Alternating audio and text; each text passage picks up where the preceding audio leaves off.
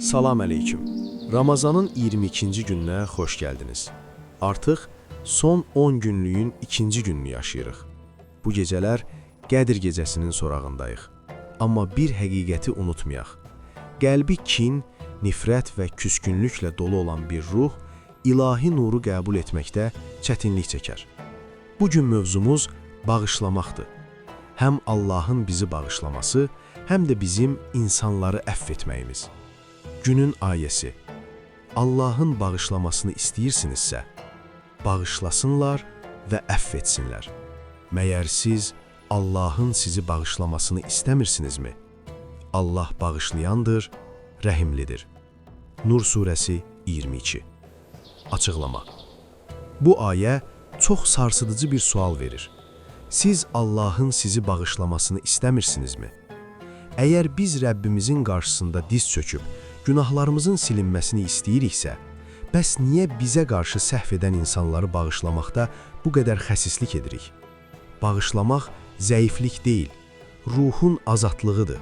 Sən qarşındakını əfv etdiyin an, əslində öz qəlbindəki o ağır yükü yerə qoyursan. Günün hədisi: ən gözəl dua.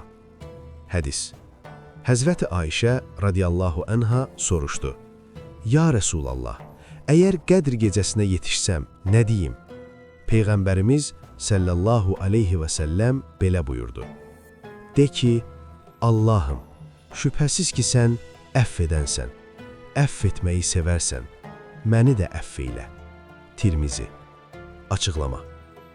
Diqqət etdinizsə, Peyğəmbərimiz sallallahu aleyhi və səlləm bizə mənə mal ver, mülk ver deməyi deyil, məni əfv et deməyi öyrədir.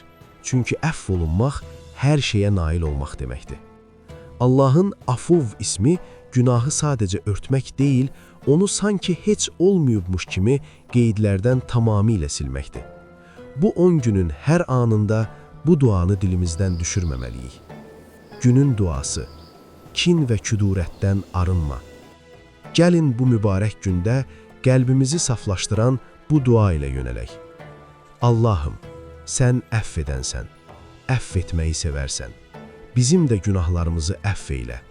Qəlbimizdə mömin qardaş bacılarımıza qarşı heç bir kin və pis niyyət buraxma.